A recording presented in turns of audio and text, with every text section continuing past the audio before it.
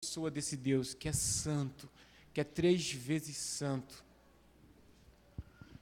Bem, nós somos a Igreja Cristã Atos e a nossa tarefa, a gente entende que o nosso papel nessa cidade, nessa comunidade, nesse país é anunciar Cristo. E para isso a gente faz tudo o que faz por meio de Cristo e por causa de Cristo. A nossa igreja é uma comunidade do Evangelho. E tudo que a gente faz, tudo que a gente fala, aponta para Cristo, para o seu sacrifício na cruz e para aquilo que Ele fez para nos reconciliar com Deus. Se você que nos visita hoje, sinta-se à vontade em nosso meio. Nós estaremos entoando 2 canções, cantando 2 músicas agora. E logo após a gente tem o momento do anúncio, onde passam alguns slides aqui no telão, que você vai poder conhecer um pouco mais da nossa programação. Se você não tem um lar espiritual, se você não pertence a nenhuma igreja, eu te convido a vir conversar conosco. Logo após os slides, o pastor presidente, o pastor Cláudio, estará pregando. Você pode procurá-lo ao final do culto, a mim, o presbítero Vladimir, ao Charles, o presbítero Charles e o presbítero Alessandro, que está lá atrás. Que você se sinta à vontade no nosso meio. Logo após a pregação, nós estaremos participando dos sacramentos, que é a ceia do Senhor. Nós mantemos uma ordem de sair pelas laterais, tomar os elementos e retornar ao lugar.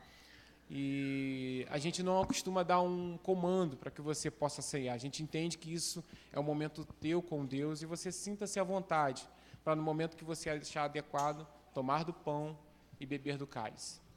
Eu queria convidar agora você a ficar de pé para orar com você, orar por você e desafiar você a ter esse sentimento diante de Deus. Deus é santo, Ele é 3 vezes santo. Reverencie-o, então, com a consciência dessa santidade. Que possa brotar no nosso coração o mesmo sentimento que brotou no coração do profeta, quando se deparou com a pessoa de Deus. Ai de mim, miserável homem que sou. Ai de mim, miserável homem que sou. Clame por misericórdia, adore ao teu Deus. E Ele te trouxe aqui para transformar a sua vida, assim como Ele transformou a vida dele. E passou por isso a transformação da vida de Isaías. Esse senso de humilhação diante de Deus. Amém? Oremos. Obrigado, Senhor, por estarmos aqui na Tua casa. Obrigado, Deus, porque a energia foi restabelecida e a gente pode, Deus, então, cultuar o Teu nome. Nós te agradecemos, Pai, porque nós percebemos o Teu cuidado sobre as nossas vidas nos mínimos detalhes. O fato de chegarmos aqui em segurança, o fato de a energia ser restabelecida no exato momento em que deveríamos iniciar o culto. Pai, muito obrigado, Deus, porque sobre nós repousa a Tua mão poderosa e conosco está o Senhor, que manifestou um tão grande amor por nós, dando Teu Filho para morrer na cruz por nós. Deus, nós queremos reverenciar o Teu nome. Tu, Senhor, que é santo, santo e santo, e por tal motivo merece todo louvor, todo reconhecimento, toda adoração e toda exaltação.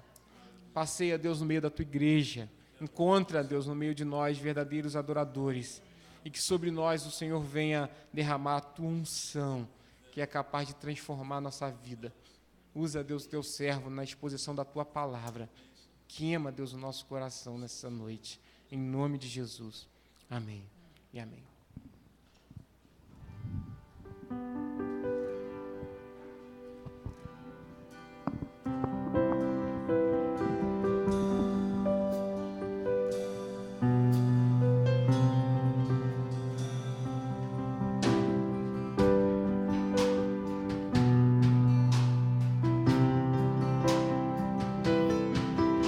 Toda glória a Ele.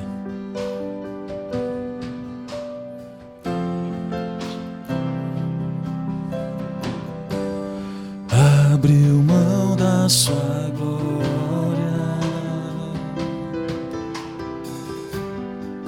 semelhante a um homem, se esvaziou. servo tornou.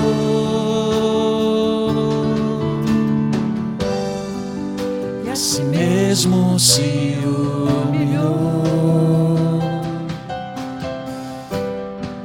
e como filho obedeceu até a morte, morte de cruz. Mas o grande Deus, o nosso Pai, o exaltou e lhe deu um nome que é sobre todo nome, nos céus e na terra e debaixo da terra. Ao nome de Jesus, todo joelho se dobrará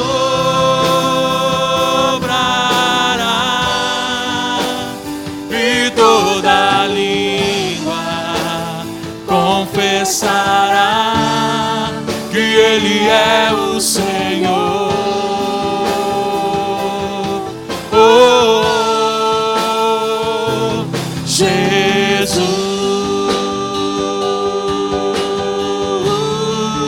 Nome sobre todo nome, nome sobre todo nome, Jesus.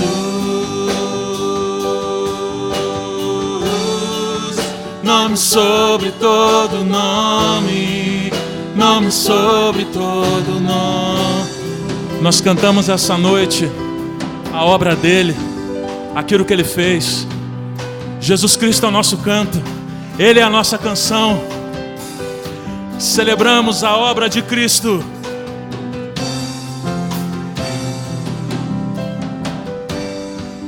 Abriu mão da sua glória e como filho, semelhante a um homem, se esvaziou, servo tornou,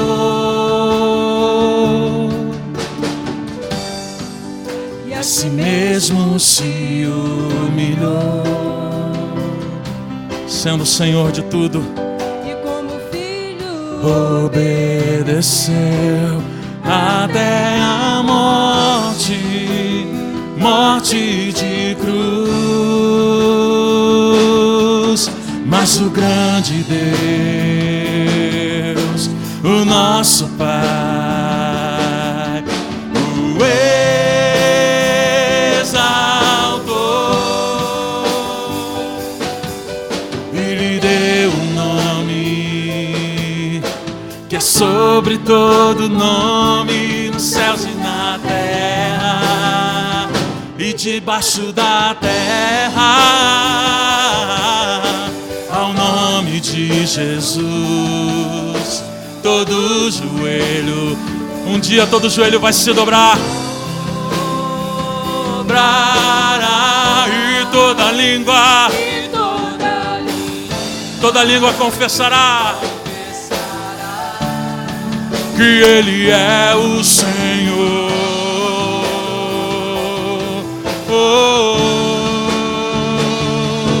Jesus, nome sobre todo nome, nome sobre todo nome, Jesus,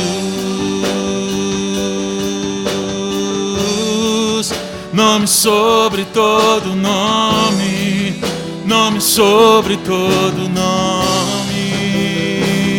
Seu nome é maravilhoso, conselheiro, Deus forte, Pai da eternidade e príncipe da paz. Seu nome é maravilhoso, conselheiro, Deus forte, Pai da eternidade e príncipe da paz. Seu nome é Maravilhoso conselheiro, Deus forte, Pai da eternidade e príncipe da paz. Seu nome é maravilhoso conselheiro, Deus forte, Pai da eternidade e príncipe da paz. Seu nome é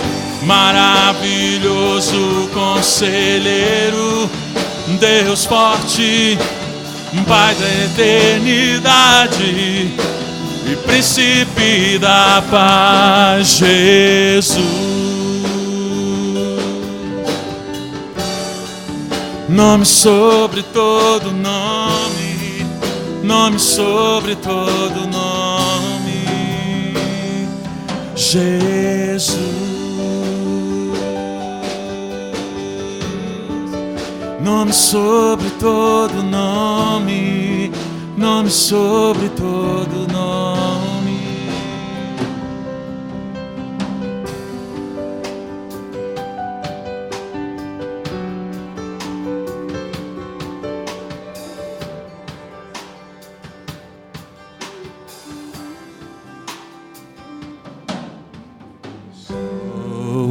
Os céus pra me encontrar, ali não é o seu lugar.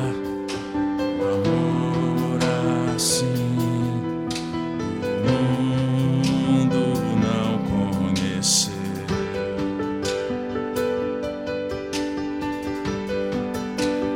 Naquela cruz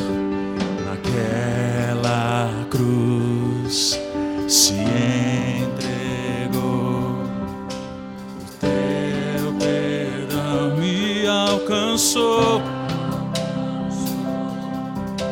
O amor assim o mundo não.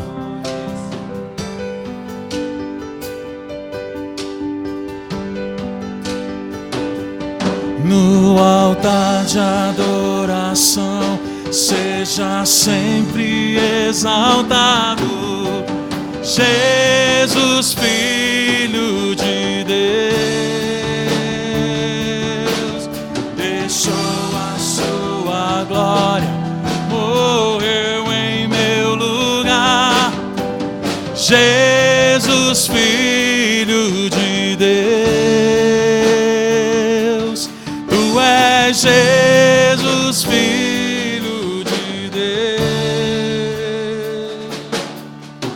Levou sobre si pecado e dor, venceu a morte e ressuscitou. Um amor assim, um amor assim, o mundo não conheceu.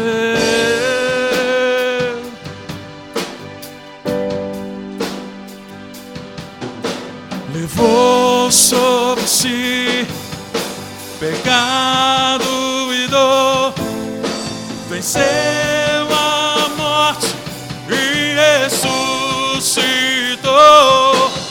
Um amor assim o mundo não conheceu.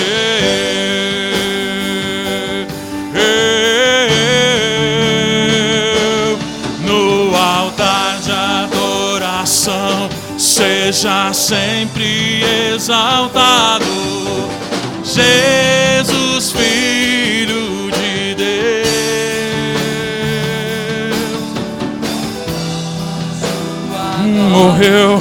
Morreu em meu lugar. Jesus, Filho de Deus, tu és Jesus, Filho de Deus. Seja exaltado, engrandecido. Vamos cantar como um brado ao Senhor. Teu nome é santo, Poderoso é, e não há nada que A cruz me libertou. A cruz me libertou. A cruz me libertou. A cruz me libertou. Seja exaltado. Cantamos como tua igreja hoje à noite, Senhor. Poderoso é e não há nada que apague o seu amor. A cruz me libertou. A cruz me libertou. A cruz me libertou. A cruz me libertou. No altar de adoração, seja sempre exaltado Jesus, Filho de Deus. Deixou a sua glória, morreu em meu lugar. Jesus, Filho de Deus. Tu és Jesus, Filho de Deus.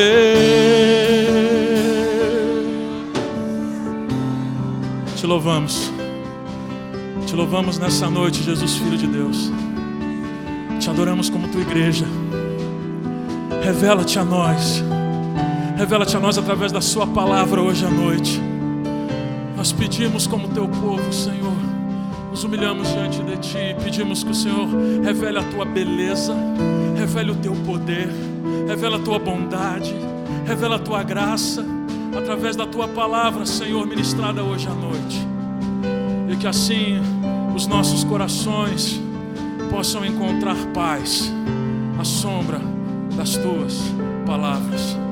Hoje à noite, Senhor, nós Te louvamos e Te engrandecemos por tão grande salvação e pelo privilégio de podermos estar reunidos em Tua presença. Muito obrigado. Te louvamos, Deus Pai, em nome de Jesus. Amém. Amém. Você pode sentar.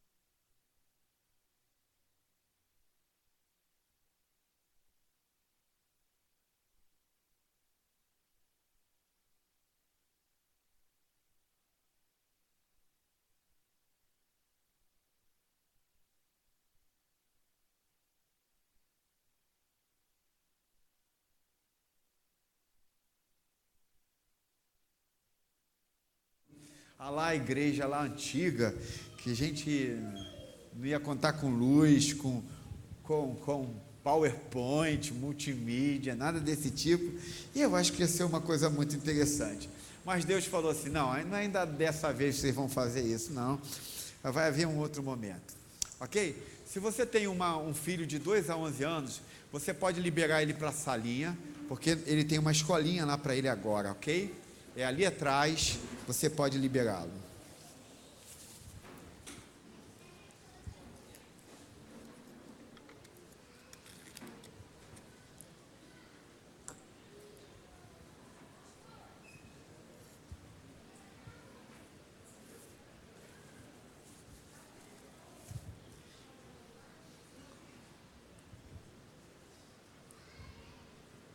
Se você está nos visitando, muito obrigado por você ter vindo. Eu queria que você abrisse a sua Bíblia em Efésios capítulo 1, do verso 11 ao verso 16.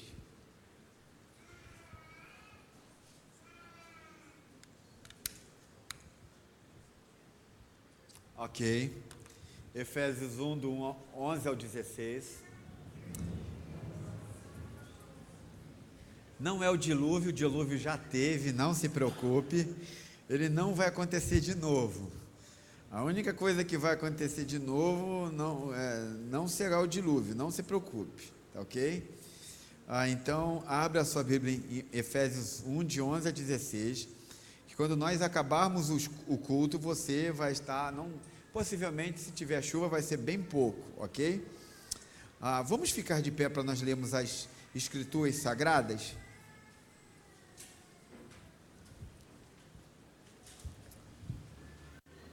Eu vou ler os versos ímpares e vocês leem os versos pares. Neles fomos escolhidos, tendo sido predestinados conforme o plano daquele que faz todas as coisas segundo o propósito da sua vontade.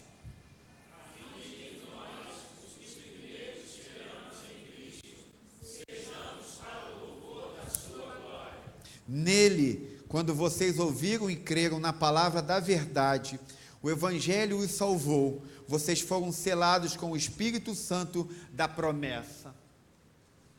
Verso 14. Que é a garantia da nossa herança, até a redenção daqueles que pertencem a Deus, para o louvor da sua glória. Por essa razão, desde que ouvi falar da fé que vocês têm no Senhor Jesus e do amor que demonstram para com todos os santos,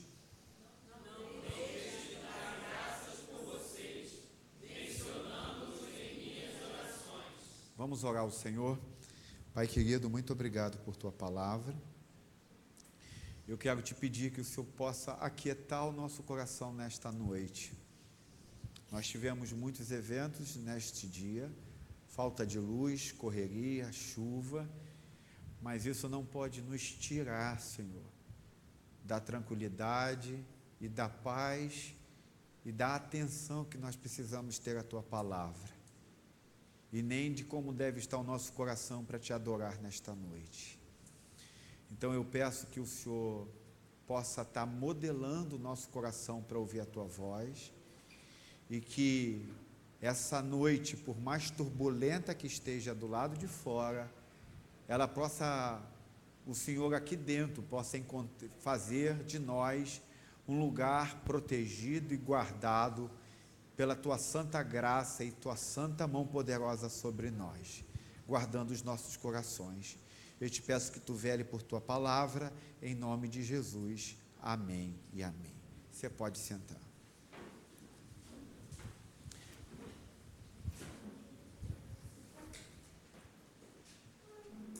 Quem sou eu é um tema que eu estou tratando, é um tema que eu estou dando, que é sobre o livro de Efésios. Quem é você, segundo o livro de Efésios? Os primeiros versos do livro de Efésios, que nós estamos lendo, o capítulo 1, ele fala mais do que nós somos em Cristo, isto é, o que significa ser cristão, como é que a gente se torna cristão e como é que a gente vive como cristãos. Então, do capítulo 2, de forma mais propriamente dita, é que a gente entra no assunto do que nós somos como igreja de Jesus. Então, o tema de hoje é que você é uma propriedade, você pertence a alguém, e esse é o tema de hoje. Então, o que é ser cristão, segundo o apóstolo Paulo?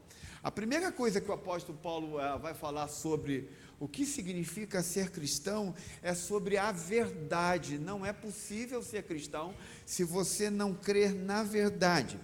Olha comigo o verso 13 do texto que nós lemos. Diz assim: nele, quando vocês ouviram e creram na palavra da verdade, o evangelho que os salvou, vocês foram selados com o Espírito Santo da promessa. Então, o apóstolo Paulo está dizendo que não se começa sendo um cristão, ou você não se torna um cristão fazendo alguma coisa, você se torna um cristão ouvindo. É quando você ouve e você começa a ouvir uma mensagem, você começa a ouvir uma palavra, você começa a se tornar um cristão. Então, você não se torna um cristão fazendo alguma coisa, é simplesmente ouvindo. Mas ouvindo que palavra, que mensagem? E aí o apóstolo Paulo reafirma que a mensagem que é preciso se ouvir para você se tornar um cristão, é a verdade. Então, o que a gente precisa entender é que nós vivemos numa sociedade que desqualifica qualquer significado. Deixa eu explicar isso para você. Não importa o que você diga, todo mundo, no pensamento da sociedade contemporânea, as pessoas dizem, todo mundo tem algo a dizer. E cada uma pessoa que tem algo a dizer, está dizendo um tipo de verdade. Então, na nossa sociedade, nós desqualificamos toda e qualquer ousadia de alguém chegar na frente de uma tribuna e dizer que está falando a verdade, porque no nosso pensar contemporâneo, para a gente não há verdade, tudo é relativo. Por isso que muitas pessoas sobem na frente de uma tribuna e dizem assim: eu estou falando a verdade, eu estou dizendo a verdade. Então, o pensamento que prevalece hoje é que você não pode atacar a ninguém, ou não pode falar sobre ninguém, e não pode desqualificar ninguém, porque no pensamento das pessoas, cada pessoa que fala alguma coisa está falando a verdade em seu modo, e do jeito que ele percebe a verdade. Então, para muitas pessoas, todo mundo está falando uma verdade. Então, a gente precisa entender o que o apóstolo Paulo está dizendo do que é essa verdade que te torna um cristão. Um estudioso chamado Edward, não é o Jonathan Edward, que eu costumo citar para vocês, diz que as pessoas acreditavam que se não houvesse uma verdade, se não existisse ninguém que dissesse a verdade, isso seria uma coisa libertadora para a humanidade.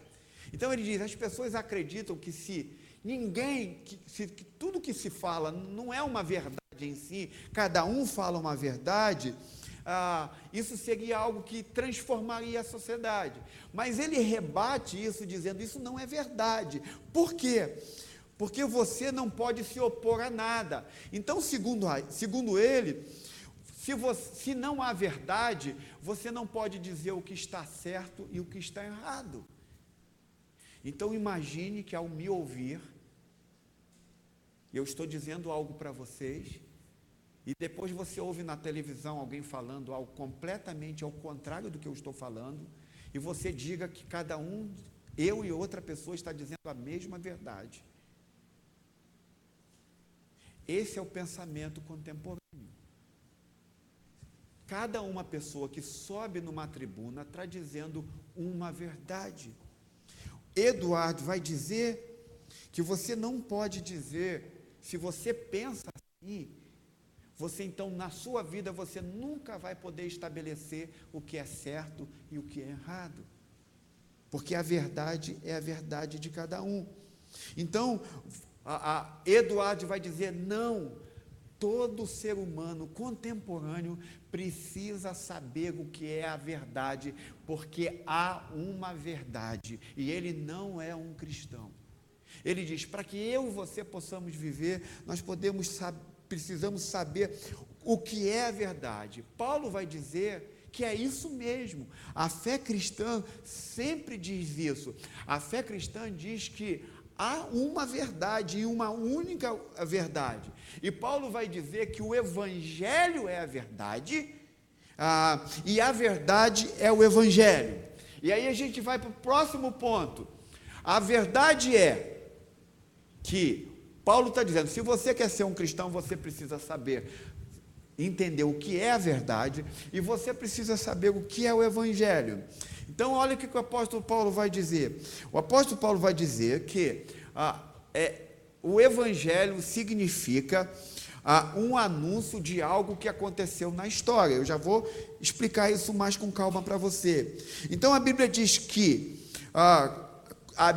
como você deve viver, a Bíblia diz do jeito que você deve dizer, mas ela só diz isso baseado em algo que aconteceu na história, lá atrás, lá no passado.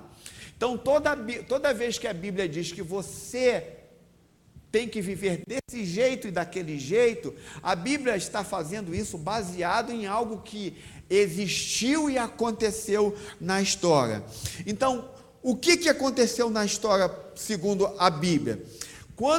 Eu não sei se você já leu a Bíblia, mas quando você começa a ler a Bíblia, você sempre vai ver a mesma coisa, de Gênesis capítulo 3 a Apocalipse capítulo 21. O que você vai ler nas Escrituras Sagradas sempre? Deus agindo para salvar você e transformar você. Toda vez que você abrir a Bíblia, Deus, de Gênesis e Apocalipse, está planejando algo para mudar a tua vida. Você pode dizer amém a isso? Então, de Gênesis e Apocalipse, o apóstolo Paulo está dizendo que o Evangelho é uma boa notícia. Toda a Bíblia é Deus traçando um plano para mudar a nossa história de vida. É Deus traçando o plano para restaurar a nossa vida.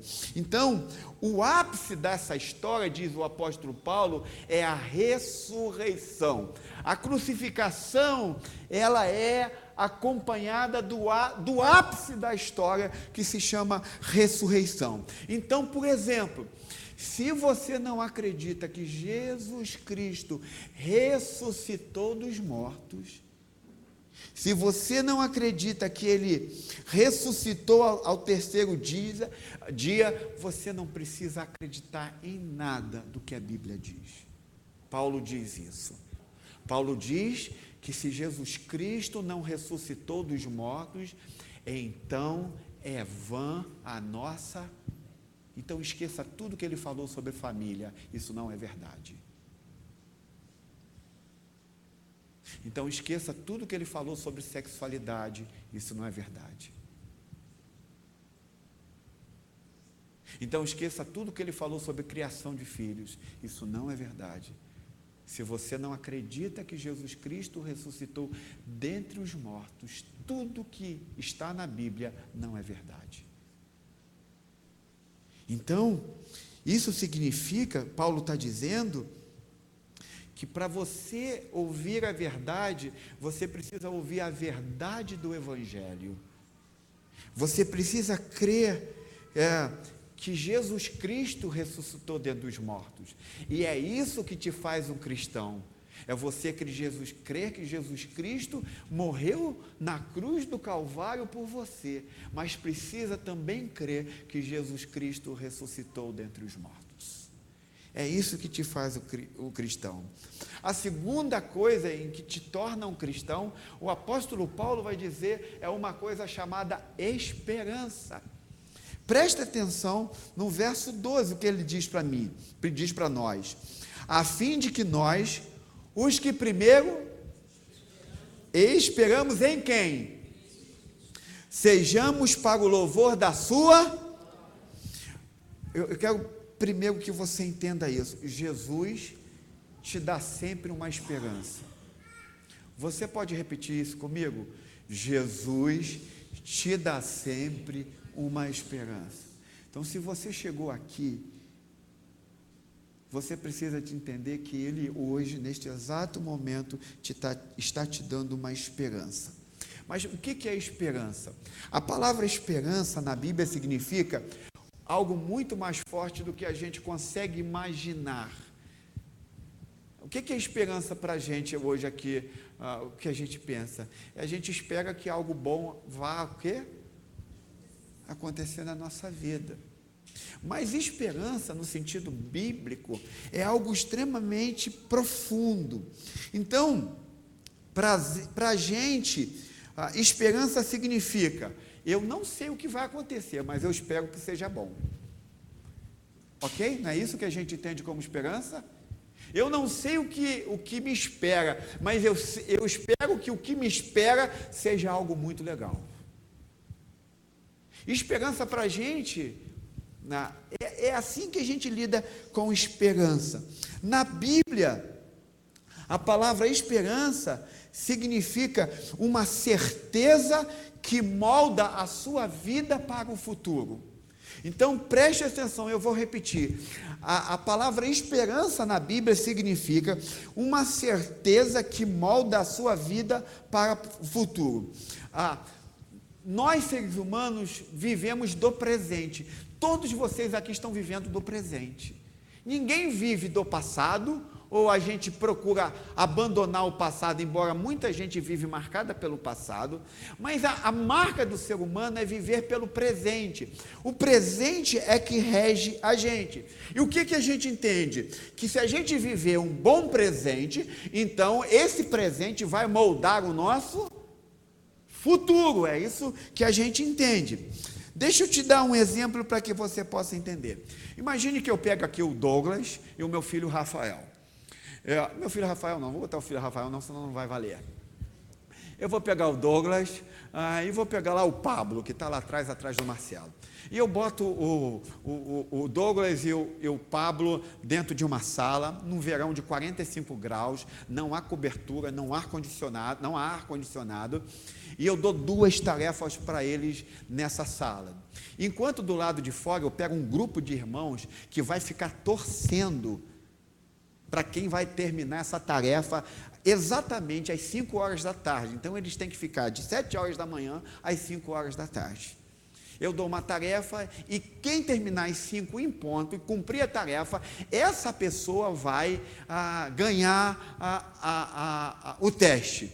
Só que, na hora que eu chego para os dois, eu chego lá no Douglas, sussurrando assim, digo assim: Douglas, baixinho, sem o Pablo ouvir, fala assim: Douglas, se você terminar essa tarefa até as 5 direitinho, eu te dou R$1.000, você vai ganhar R$1.000. Aí o Douglas: ok. Rapidinho eu vou lá no Pablo, devagarzinho, e falo assim: Pablo, se você terminar essa tarefa 5 horas da tarde direitinho, você vai ganhar um prêmio de R$1 milhão. O Pablo olha para mim assim: sério? Sério, R$1 milhão. Então tá bom. Fica a turma da igreja fazendo barulho do lado de fora para que eles terminem. Então, Douglas, que vai ganhar R$1.000, começa a trabalhar com um certo tipo de afinco. Mas quando você olha para o Pablo, você vê que ele está extremamente compenetrado. E num calor de 40 graus, o Douglas está dizendo: caraca, será que vale a pena fazer isso por R$1.000? Então, o Douglas está olhando aquilo que ele está fazendo, está trabalhando em cima da possibilidade de R$1.000.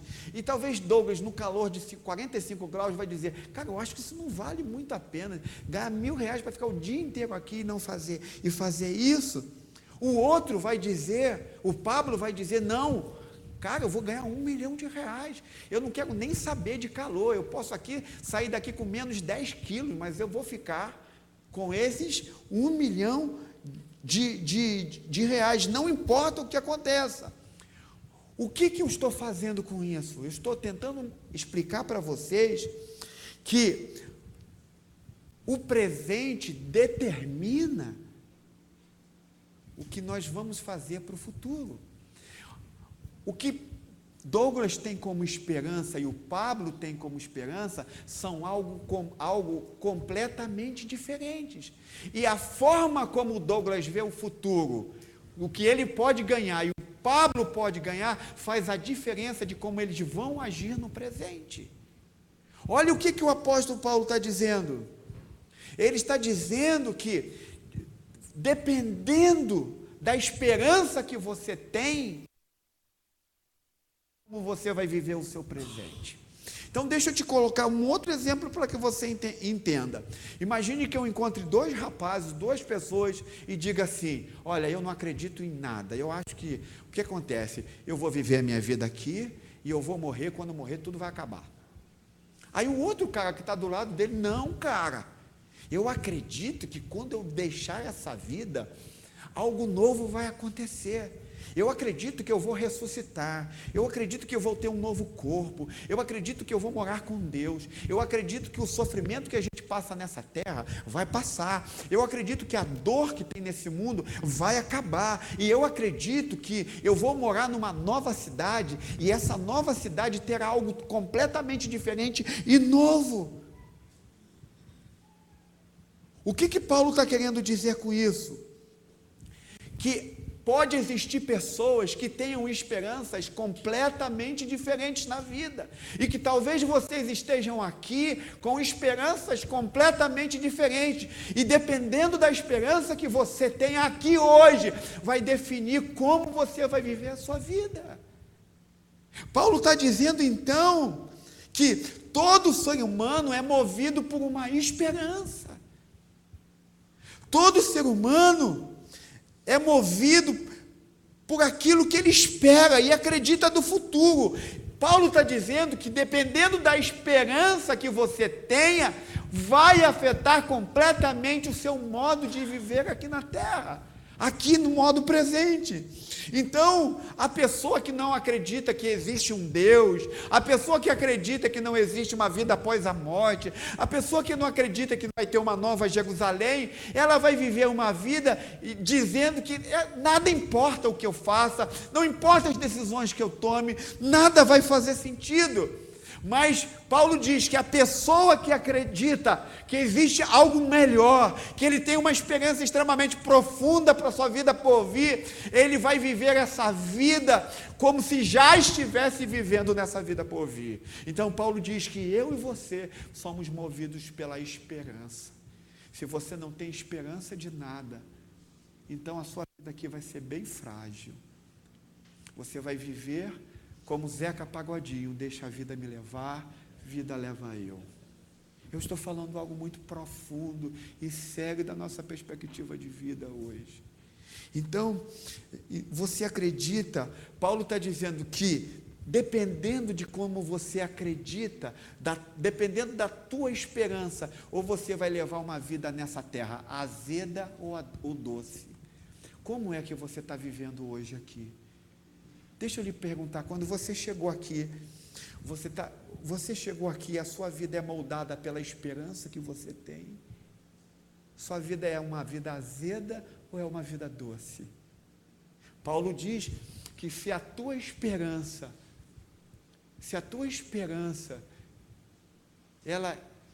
ela é uma esperança vazia e frágil, a sua vida é azeda. Mas se a tua esperança está em algo que é profundo, que é transformador, Paulo diz que a sua vida aqui será uma vida adocicada pelo Evangelho de Jesus Cristo. Por último, o apóstolo Paulo vai falar sobre a glória. Então, para você ser um cristão, você precisa entender, você precisa crer na verdade, você precisa ter esperança em algo que é real, e você precisa entender que para aquilo que você foi destinado e para aquilo que você foi comprado, que é a glória. Preste atenção no que o apóstolo Paulo está dizendo. Verso 14, diz assim, que é a garantia da nossa herança, até a redenção daqueles que pertencem a Deus, para o louvor da sua glória. Então a primeira coisa é, se você crê em Jesus, diz o apóstolo Paulo, você é propriedade de Deus. Então diz o apóstolo Paulo, você pertence a Deus.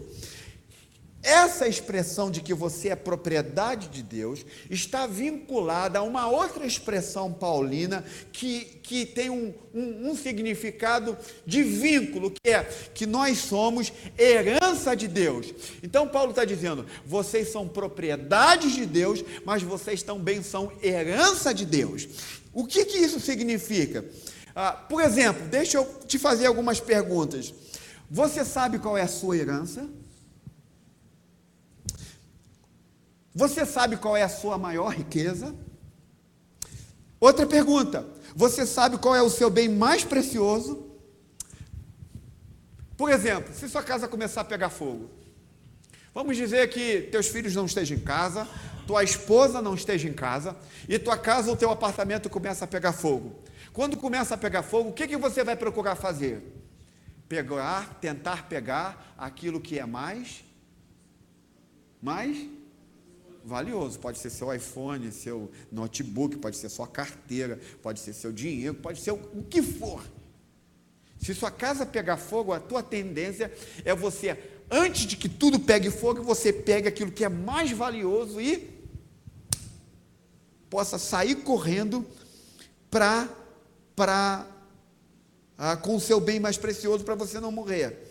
O que a Bíblia está dizendo? A Bíblia está dizendo, e não só está dizendo, mas tem a audácia de dizer que Deus é o seu maior patrimônio. Ok, vocês já ouviram isso. Eu repetidamente digo que Deus é o seu maior patrimônio. Amém? Isso é o Evangelho. Deus é tudo para nós. Mas como? Por que Deus é o seu maior patrimônio? Você pode me responder? Eu lhes digo, porque o Deus que é o seu maior patrimônio é o Deus dono de todas as estrelas que há no universo. Tá bom isso para vocês? O Deus que é teu maior patrimônio, que é o teu maior bem, Ele é o Deus de todo o cosmos. Ele é o mais precioso para você? Amém ou não? O Deus que o apóstolo Paulo diz que é o seu maior patrimônio, Ele é dono de todos os planetas que existem. Isso é algo precioso? Sim ou não, gente? Amém? O Deus que Paulo diz que é o nosso maior tesouro, é dono de todos os mundos, céu e terra, Ele governa, Ele é Senhor de todas as coisas. O Deus que é o nosso maior tesouro, Paulo diz e a Bíblia diz, Ele é dono de todo o ouro e de toda a prata. O Deus que é o nosso maior tesouro, a Bíblia vai dizer que Ele é dono de toda a vida, que tem todos os seres humanos em suas mãos. Ele é precioso ou não é? Sim ou não? Amém? Então o incrível, qual é o incrível disso tudo? Que esse Deus, que é o nosso maior tesouro, pelos motivos nas quais eu já expus aqui, a Bíblia diz que quando Deus olha para você, Ele também diz que você também é a sua maior herança. Preste atenção. Deus Pai, Deus Filho e Deus Espírito Santo se completa. E eles por si só, eles se deleitam um com o outro. Mas quando Deus, que é o nosso maior tesouro, também olha para nós, Ele nos vê também como o seu maior tesouro. Preste atenção. Quando Deus olha para você e para mim, eu não estou fora disso, Ele se sente rico. Quando Ele olha para mim e para você, Ele te vê e vê a mim como o que há de mais valioso até do que o universo inteiro. É isto que o apóstolo Paulo diz. Então, ao mesmo tempo que nós vemos Deus como o nosso maior tesouro, a Bíblia também diz que Deus também nos vê como a sua maior herança. Você está entendendo? Deus olha para mim e para você como pecadores, mas Ele nos vê como a sua maior herança. Então, por exemplo, qualquer elogio que você precisa de alguém que bata nas suas costas, dizendo que você é um cara maravilhoso, é uma gota d'água diante daquilo de como Deus te vê. Então, eu não sei se você pode dizer isso, ou se você crê nisso, mas o que Paulo está dizendo é que eu e você podemos dizer diante de Deus que eu também sou um tesouro especial diante de Deus. Ao mesmo tempo que Deus é um tesouro para mim, a Bíblia diz que Deus nos vê como um tesouro para Ele. Mas pastor, será mesmo que Deus me vê como um tesouro para Ele?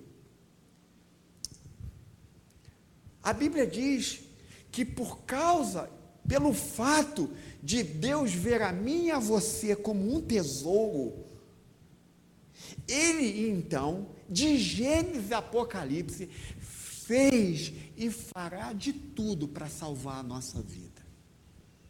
Ele só fez e fará de tudo para salvar a nossa vida, não importando o custo, porque também, segundo a Bíblia, eu e você somos uma herança para Ele. Somos um tesouro para Ele. Somos alguém muito especial para Ele. Então, se você não acreditar nisso, diz a Bíblia que a sua vida vai ser a mesma de todo mundo. Se você não acredita que você também é um tesouro para Deus, você vai estar sempre esperando que alguém, ou desesperadamente esperando que alguém sempre te elogie, ou sempre te diga alguma coisa para você, porque você não consegue perceber que ao mesmo tempo que Deus é um tesouro para você, você também é um tesouro para Deus. Você é uma herança para Deus. Então,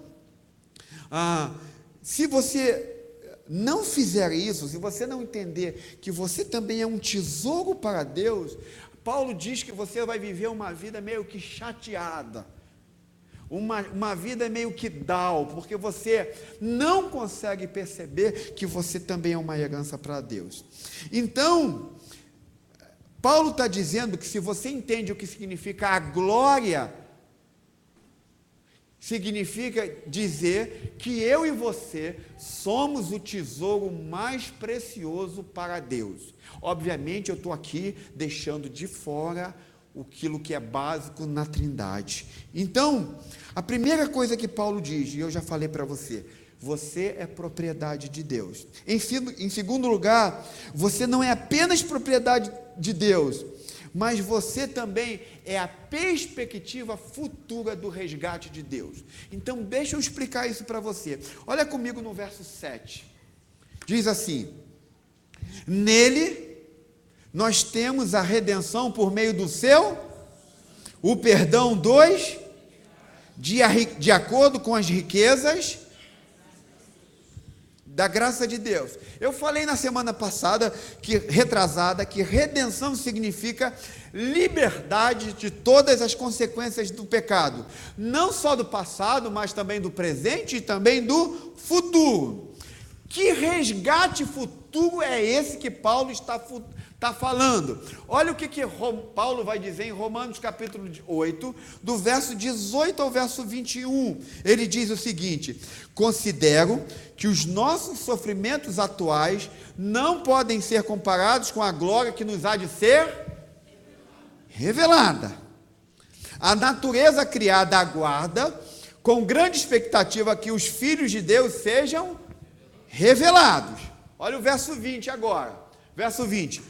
Pois ela foi submetida à futilidade, não pela sua própria escolha, mas por causa da vontade daquele que a sujeitou na esperança de que a própria natureza criada será libertada da escravidão da decadência em que se encontra para a gloriosa liberdade de quem? Dos filhos de Deus. O que Paulo está falando? Paulo está dizendo que no último dia da história, uma glória descerá sobre todas as pessoas que estão em Cristo. Haverá uma glória que vai descer. E mais o que? Paulo diz que essa glória é tão perfeita, tão poderosa, que essa glória que será derramada no último dia modificará todas as coisas. Então Paulo diz que tudo que existir de errado com você, quando essa glória for derramada, tudo que tiver de errado vai desaparecer. Paulo diz que quando essa glória for derramada no último dia, tudo que estiver errado neste mundo vai desaparecer. Mas Paulo diz, olha, haverá uma glória que será derramada sobre vocês nos últimos dias. E aí ele passa para um outro ponto. Por que essa glória vai ser derramada? Aí verso 13 ele diz, nele, quando vocês ouviram e creram na palavra de verdade, o evangelho que os salvou, vocês foram selados com o Espírito Santo da promessa. Então o que Paulo está dizendo? Que quando você crê em Jesus Cristo, o Espírito Santo entra em sua vida, a maioria de vocês já sabem, e esta é a primeira parcela da glória que é derramada. Então, Paulo diz que quando você crê em Jesus Cristo, a primeira parte da promessa, a promessa da glória é em parcelas, é como se fosse um crédito. É derramada sobre nós. Quando nós cremos em Jesus, a primeira parcela dessa glória é derramada sobre nós. E quando essa primeira parcela da glória é derramada em nós por meio do Espírito Santo, e olha que nós subestimamos o que o Espírito Santo faz em nossas vidas, a gente tem essa mania. Paulo diz que quando essa glória é derramada, o Espírito Santo vai fazer novas coisas em nós. Tudo vai começar a mudar em nós. Então, Paulo está dizendo que como uma pessoa acredita em Jesus, ela precisa estar sempre esperando por mudanças. Deixa eu te perguntar aqui, você está sempre esperando por mudanças? Amém? Você acredita que essa primeira parcela da glória já foi derramada sobre vocês? E que você que está aqui e creu em Jesus, você está aqui neste exato momento esperando que mudanças ainda vão continuar acontecendo na sua vida? Então, o apóstolo Paulo está dizendo que quando uma pessoa acredita em Jesus, ela não imagina quantas mudanças acontecerão. Ela não tem ideia de quantas mudanças acontecerão. Então, não tem ideia de que a glória que foi prometida futura está chegando. E ela foi derramada como uma parte dessa promessa dada a nós. Então a gente começa a receber a primeira parcela dessa glória. Então, muitas pessoas que creem em Jesus diz o seguinte, talvez esteja gente aqui, talvez muita gente chegou aqui e diz assim, Deus, eu creio em Ti, por favor, muda minha casa, muda meu casamento, muda a minha família. C.S. Lewis diz que muitas pessoas que creem em Jesus acreditam que quando ela diz assim, muda a minha casa, acredita que o Espírito Santo só vai lá fazer uma pintura na casa. Ou vai apenas varrer o seu piso. E talvez muitos de vocês chegam na comunidade e dizem assim, Deus, muda minha casa, muda meu casamento, muda minha vida em alguns aspectos. Mas o apóstolo Paulo diz que quando você crê em Jesus, a partir das promessas que é derramadas de glória por meio do Espírito Santo na sua vida, Paulo está dizendo, e C.S. Lewis vai descrever da seguinte forma, que você quando pede a Deus para mudar a sua casa, esperando que Ele só vai pintar, pode esperar que Ele vai, na verdade, derrubar as paredes da sua casa, quebrar todos os pisos e fazer algo muito diferente do que você imagina. Ele realmente fará nova todas as coisas. Então, Paulo diz que a pessoa que crê em Cristo, ela está tão presa a essa glória que foi derramada sobre ela, que ela não fica esperando ela, embora espere uma pintura, mas ela não pode imaginar que Deus vai fazer muito mais do que ele está imaginando. Então,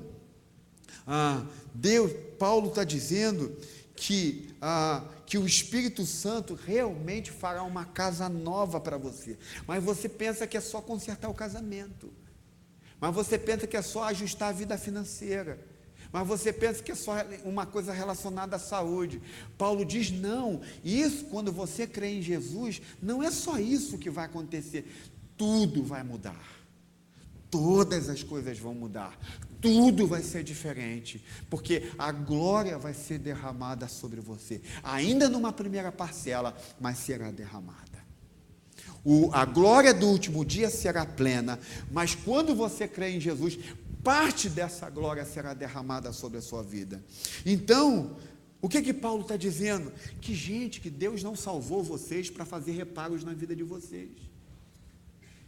Por favor, não viva a vida cristã pedindo para Deus fazer reparos na vida de vocês. Conserta aqui, Deus, conserta ali. Não, Paulo está dizendo que Ele te salvou para transformar a sua casa num castelo. A gente precisa crer que Deus nos salvou e a gente está num barraco ou está numa casa. A gente precisa crer que Deus não salvou a gente para fazer reparinho na nossa família, reparinho no seu esposo, reparo na sua esposa. Não, Paulo diz que Ele te salvou e o Espírito Santo vai trabalhar de tal forma na sua vida que Ele vai transformar completamente a sua casa. É isso que diz o apóstolo Paulo. Então, Ele vai fazer de você algo infinitamente mais maravilhoso, algo do que jamais você imaginou na sua vida. Na sua vida. Então eu quero, por favor, nesta noite dizer o que Paulo diz: não se surpreenda com o que Deus está fazendo.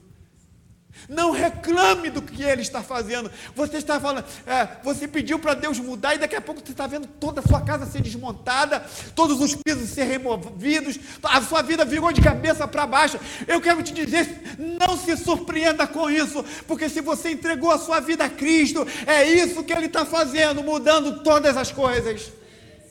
Ele vai mudar tudo. E a gente reclama. Às vezes a gente reclama que a gente pediu só um reparo e Ele está quebrando o piso inteiro. A gente só pediu uma pintura e Ele está derrubando as paredes todas da nossa vida. Sabe por quê? Porque você só está vendo cair, mas em breve, por causa da esperança que há em Cristo, Ele vai remontar todas as coisas. É isso que Paulo está dizendo na nossa vida. Deixa eu te fazer uma pergunta. Quem era Paulo e quem era Pedro? Paulo era um cara muito difícil, perseguia cristãos. Quem era Pedro? Pedro é um cara não confiável, que dizia que ia ser fiel a Cristo até o fim, e na hora H pipocava. Mas diz a Bíblia que quando essa glória derramou-se sobre a vida desses caras, A vida deles foi usada como instrumentos diante de Deus para mudar a história do mundo, para transformar a vida de muita gente. Quem sabe o que Deus quer fazer na sua vida? Vocês podem esperar o que Deus pode fazer na sua vida? Deus pode fazer coisas poderosas em você. Então, por favor, não peça a Deus para fazer reparo na sua vida. Se o Espírito Santo está habitando dentro de você, não subestime o poder que há no Espírito Santo dentro de você. Você acha que ele não vai te mudar? Você acha que quando você creu em Jesus, ele não vai mudar todas as coisas? Espera só um pouquinho que isso vai começar. Quando Jesus entra em nós, ele começa a mudar todas as coisas na nossa vida. Deixa eu concluir desse jeito.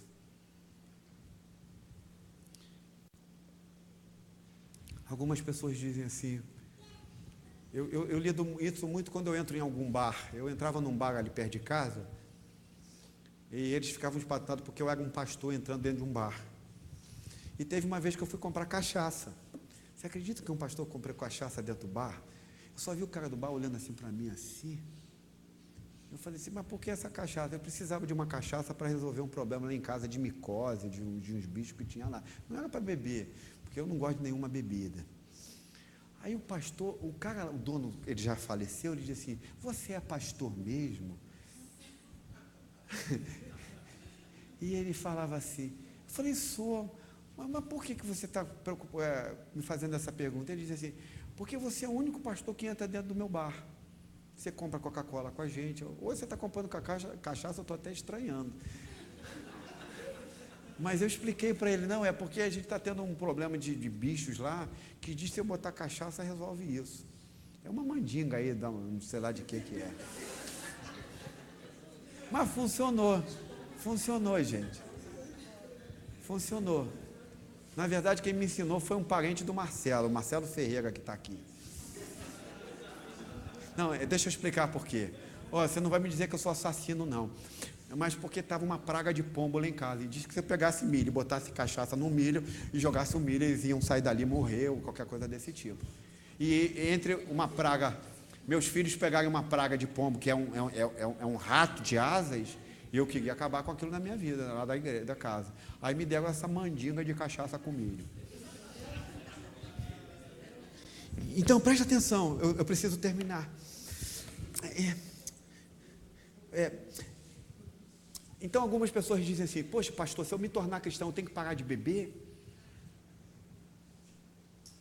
Essa pergunta sempre me soa estranha. Para mim, essa é uma pergunta muito estranha na maioria das pessoas. Pastor, se eu me tornar um cristão, eu vou ter que parar de fazer sexo com quem eu quiser, ou a hora que eu quiser, não sendo casado? Essas perguntas, essas pessoas fazem como se isso fosse um empecilho de crer em Deus. E essas pessoas dizem assim, eu até acho que a fé cristã é interessante, mas quando Deus coloca esses empecilhos para mim, esses empecilhos não fazem muito sentido. Isso me impede de me tornar um cristão. Isso me impede de eu poder chegar numa igreja e querer servir a Deus, ou tentar, ou me tornar um cristão. Eu não vou poder fazer mais sexo a hora que eu quero. Eu não vou poder beber isso ou beber aquilo. E aí, quando eu vou responder essas pessoas, eu digo assim, olha, deixa eu te dizer como é que foi na minha vida. Quando eu acreditei, eu criei em Jesus, eu me coloquei disponível a Deus para abandonar qualquer coisa para poder tê-lo. Eu falei assim para Deus, Deus, eu abro mão de qualquer coisa na minha vida para que eu possa ter a Ti, para que eu possa me relacionar contigo. E aí eu faço sempre essa pergunta, e você? Você está disposto a isso, a abandonar a bebida para ter a Deus na sua vida? Abandonar o sexo fora de hora para ter a Deus? E aí eu digo para essas pessoas, Sabe por que você está colocando você acha que Deus está colocando um empecilho de que se você tem que parar de beber, ou você não pode fazer sexo em qualquer hora?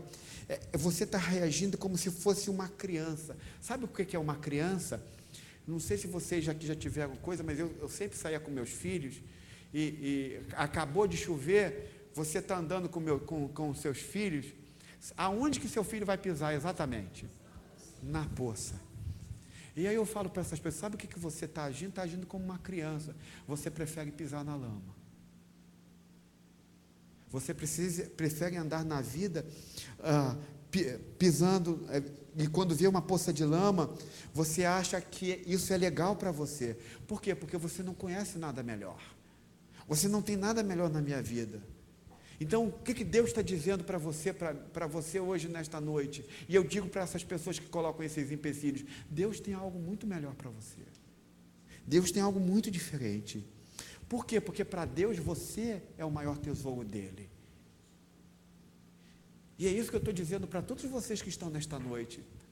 Parece que a minha sensação quando eu estou falando isso para você, é que vocês estão me achando meio, isso não é o perfil do pastor Cláudio. Porque ele diz que eu sou pecador, sim, você é pecador, mas você também é o maior tesouro que Deus tem. E eu creio nisso, que eu também sou o maior tesouro dele. Sabe por quê? Por causa disso aqui. Quando eu olho para a cruz, quando eu olho o que ele fez por mim, quando eu olho que ele teve a capacidade de romper com um pai, onde nunca tinham rompido na vida, quando eu olho que eles estavam dispostos de perderem um ao outro, de abrirem mão um do outro por causa de mim, eu só posso me ver como o apóstolo Paulo me disse, que eu sou sim também o maior tesouro que Deus tem. É por causa da cruz que eu me vejo como alguém especial. Mas eu não uso isso de forma aleatória ou de forma enganosa. Se eu sou alguém especial para Deus, então Deus que se vire para pegar a minha vida e transformar a minha vida. Deus que resolva fazer tantas coisas na minha vida. Não, eu olho para a cruz, e se eu olho para a cruz e vejo que ele abriu mão de tudo por mim, e ele abriu mão de tudo por você, embora sendo igual ao Pai, diz Colossenses, que Deus abriu mão de ser Deus, se tornou homem igual a nós, sabe por causa de quem? Por causa de mim e de você. Então por isso que eu creio que eu também sou o tesouro de Deus. Ele é meu tesouro, mas eu também sou o seu tesouro. Eu creio nisso por causa da cruz do Calvário. Então quando você olha para a cruz, diz o apóstolo Paulo, você vai ver a glória de Deus descendo sobre você. Você vai experimentar e você vai perceber finalmente que você foi marcado como possessão de Deus através do Espírito Santo. O que o apóstolo Paulo está dizendo, então, é que nós somos sua propriedade. E sim, Deus é meu tesouro, mas nós também somos o tesouro dele. Por quê? Porque ele deu o seu único filho, a quem ele mais amava, a quem ele tinha desde a eternidade, para morrer por meu e os teus pecados. E então isso significa que ele é o meu tesouro e eu também sou o tesouro dele. Você crê nisso? Amém. Então, se você crê nisso, eu quero que você entenda que Deus vai continuar fazendo coisas muito grandes, transformadoras na sua vida, no seu coração e em tudo que você possa imaginar e não imaginar. Vamos orar ao Senhor. Inclina a sua cabeça, por favor. Pai, por favor, ajuda-nos a compreender essas verdades. Eu te peço nesta noite que o Senhor possa mudar as nossas vidas por meio do Espírito Santo, de acordo com aquilo que vimos nesta noite. Pai, Que a gente não se assuste com as mudanças que Deus está fazendo. Que a gente desista de uma vez por todas de pedir reparos à nossa vida. Porque a promessa do Espírito Santo, e que o apóstolo Paulo diz, é que quando nós nos tornamos cristãos, Ele ia fazer nova todas as coisas. E nós todos podemos esperar que isso não só está acontecendo, mas vai continuar acontecendo. Então eu quero te pedir que o nosso coração esteja pronto para isso. Mas por favor, Senhor, por causa de um entendimento equivocado do Evangelho, nós temos dificuldade de entender que nós também somos tesouro do Senhor. Ninguém daria seu filho para morrer por pessoas que não fossem preciosas e valiosas. Nós somos a sua criação, a sua imagem e semelhança. E assim como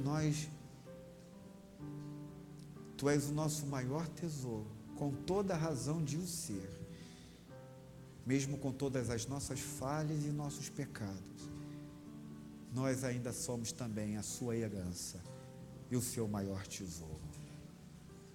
Por quê? Por causa da cruz do Calvário. Então, Senhor, que quando a gente for cear agora, a gente possa estar impregnado por estas verdades. Então, se estiver alguém aqui nesta noite que entregou a sua vida a Cristo e pediu uma mudança na sua vida, um reparozinho, e está vendo que as paredes estão caindo, os pisos estão sendo quebrados e trocados, e está assustada, que ela possa esperar, porque na verdade Ele está fazendo nova todas as coisas, e que você pode esperar, porque em breve você nunca mais terá um vislumbre daquela casa que existiu, porque aquela casa que existiu desaparecerá. Todo vestígio daquela velha vida desaparecerá, porque uma nova vida nos foi dada, uma nova vida te foi dada por causa do que Cristo fez na cruz do Calvário por nós. Então, enquanto nós formos cear, Senhor, torna isso real aos nossos corações, em nome de Jesus. Amém e amém.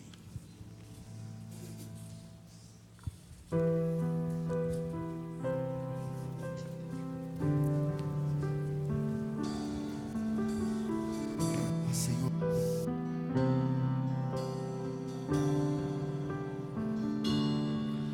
o mistério dessa cruz não posso compreender, o sofrimento do Calvário, onde o Santo Deus, seu Filho, esmagou, sofrendo amargamente em meu lugar. Seu sangue dos pecados me lavou. Obrigado, da ira do Pai me apartou. Obrigado, inimigo eu era, hoje sento à sua mesa. Obrigado.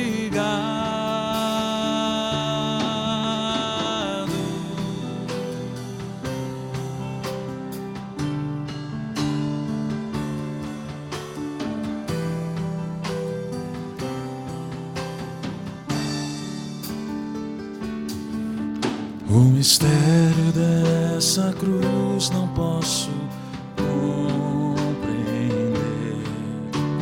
o sofrimento do Calvário,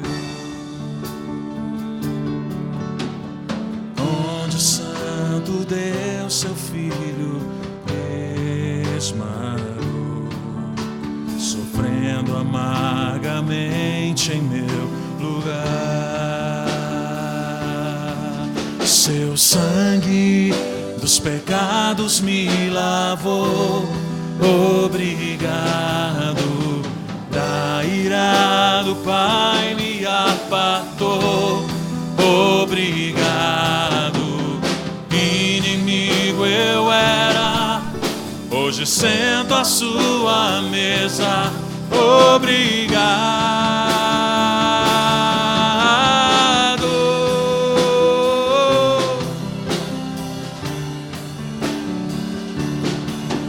Se você quiser se colocar de pé, nós cantarmos mais uma vez.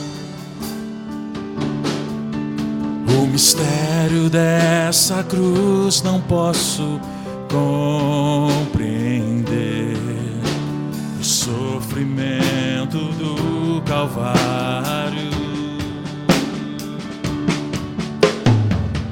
onde o Santo Deus, seu Filho, esmagou, sofrendo amargamente em meu lugar. Seu sangue dos pecados me lavou. Obrigado. Da ira do Pai me apartou. Obrigado. Inimigo eu era, hoje sento à sua mesa. Obrigado.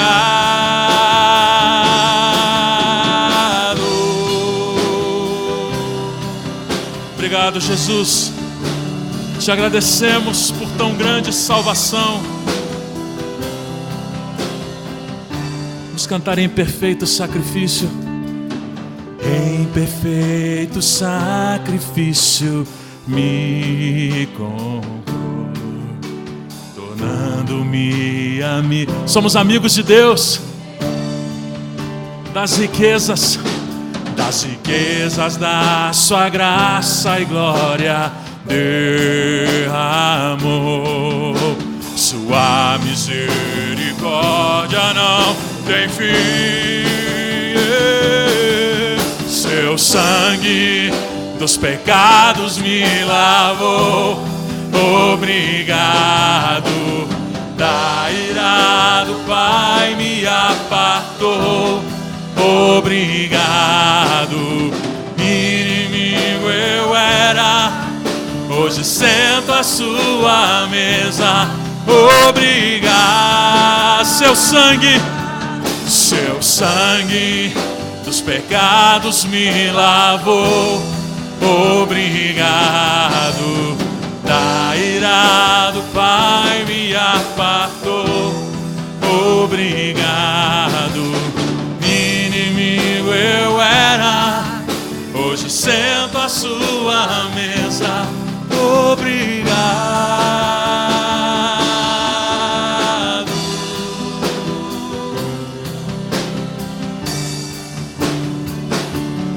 Obrigado.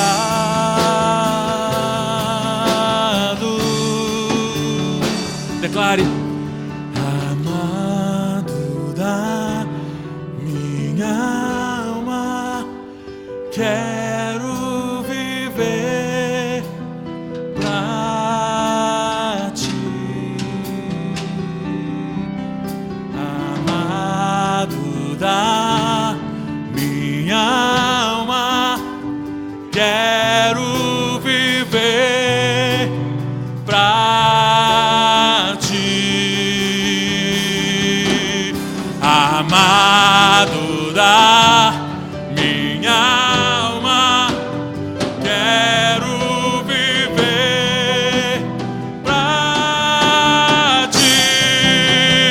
Seu sangue dos pecados me lavou.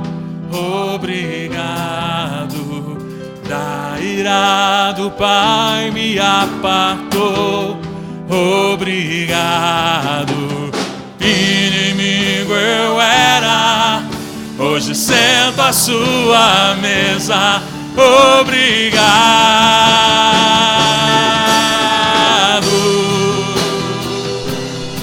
Te agradecemos, Jesus. Obrigado, Senhor. Aleluia.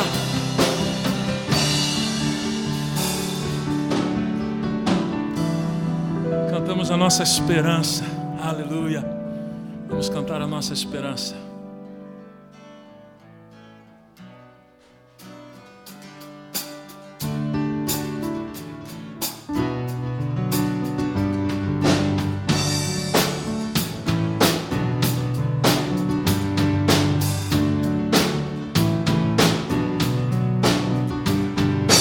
Um menino nasceu, como um filho se nos deu. Ele é o próprio Deus que vive em mim. Debaixo de tuas asas eu me escondi. O seu nome é maravilhoso. Glória ao príncipe da paz.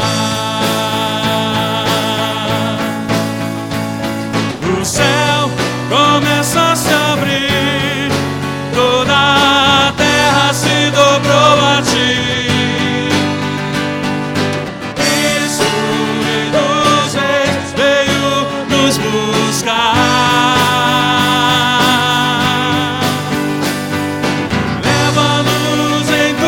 Mãos pelas portas da cidade da Nova Jerusalém, a noiva vai entrar. Um menino nasceu, como um filho se nos deu.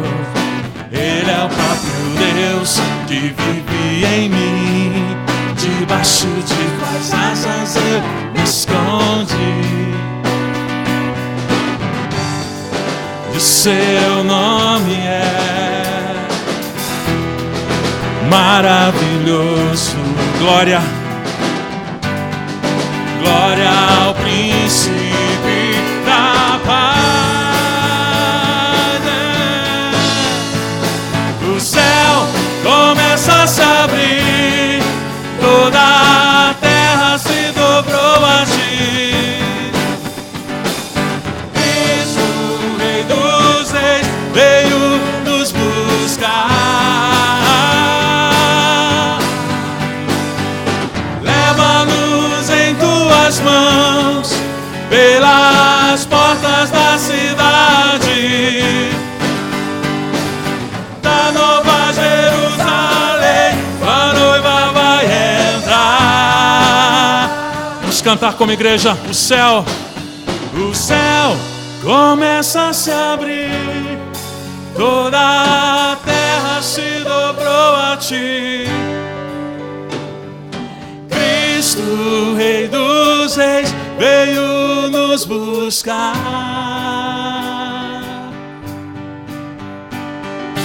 Leva-nos em tuas mãos pelas portas da cidade da Nova Jerusalém, a noiva vai entrar.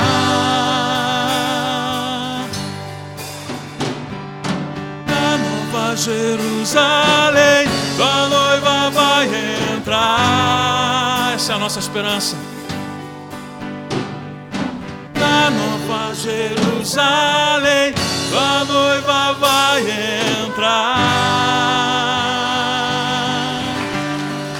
Aleluia.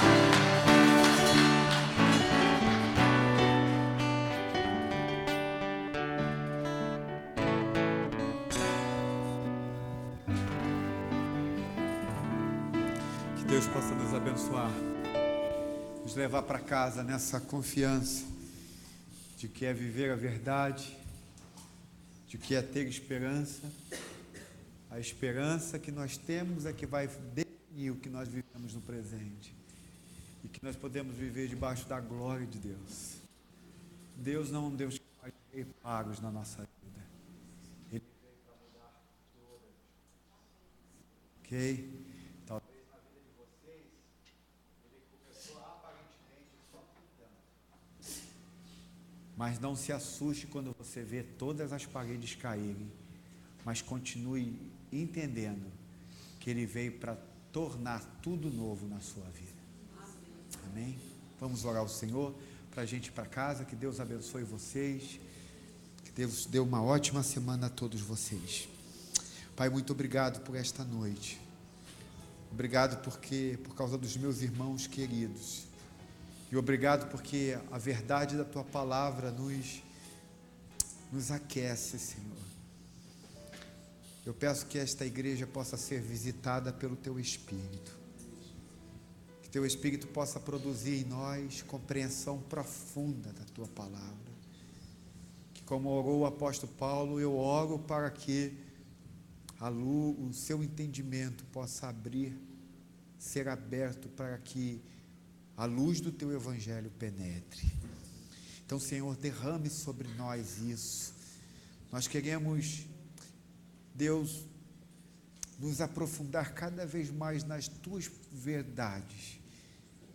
Então eu quero te orar, eu quero rogar a Ti nesta noite, que o Senhor visite-nos de maneira profunda, colocando essas verdades que nós aprendemos aqui no mais profundo do nosso coração.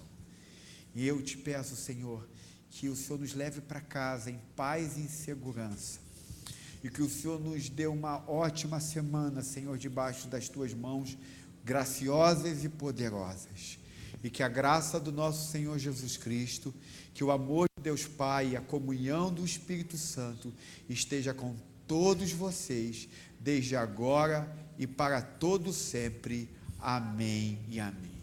Irmãos, só uma coisa, eu esqueci de uma coisa que eu não poderia me esquecer. Cadê o Wilson? Tá aí, vem cá, Wilson. Eu esqueci de orar pelo Wilson. O que é? Fala. O que tem, Alex? De quem? Qual Alex? Alexandre? Então vem cá, Alexandre. Meu Deus. Então nós vamos ter que comer um bacalhau junto. Bacalhau não. Um bolinho, não é bacalhau, bolinho. Eu sou pastor pobre, entendeu? Então como bolinho. Eu esqueci, a gente terminou, mas o Wilson é um irmão de 70 anos que joga bola ainda. O Alex está chegando há um pouco tempo, mas parece que a gente já se conhece há 1000 anos. Ainda não joga bola, não. Mas o Alex também é um cara extremamente querido, está chegando à nossa comunidade, está fazendo classe de integração. E a gente tem um carinho enorme pelo Alex. A gente aprendeu a amar o Alex, a sua esposa, as suas filhas, então, são fantásticas. E a gente está muito feliz pelo aniversário do Alex, que eu fui descobrir agora, e do Wilson, que eu já consegui dar uma ligadinha para ele durante a semana, e prometi pagar um bolinho de bacalhau para ele. Então, eu não sei quando que eu vou fazer isso, vamos ver, né? Mas eu vou fazer. Vamos orar ao Senhor pela vida deles. Eu peço que, quando eles saírem, você abrace, deseje feliz aniversário. Que Deus possa abençoar a vida de vocês dois, ok? Vamos orar. Pai, muito obrigado. Uma das coisas mais fantásticas do cristianismo é que nós nos alegramos com os que se alegram, choramos com os que choram. É maravilhoso o cristianismo, a fé cristã, porque não é emoções duplas, são emoções que o Teu Espírito nos conduz a ter, e elas são limpas, verdadeiras, honestas.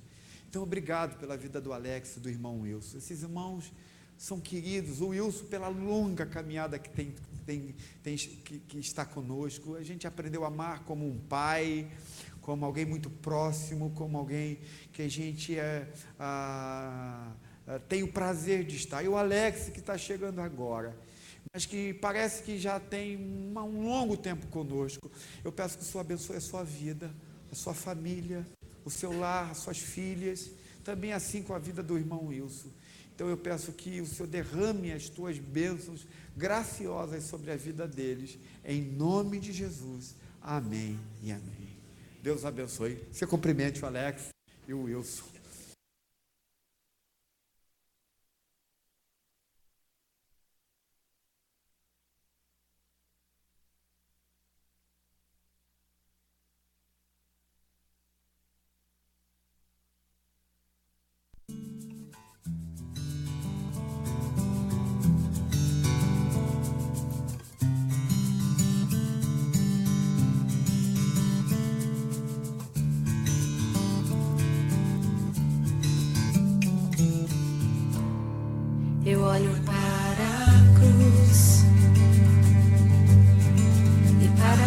cruz eu vou, do seu sofrer participar, da sua obra vou cantar. Meu Salvador, na cruz mostrou o amor do Pai, o justo Deus.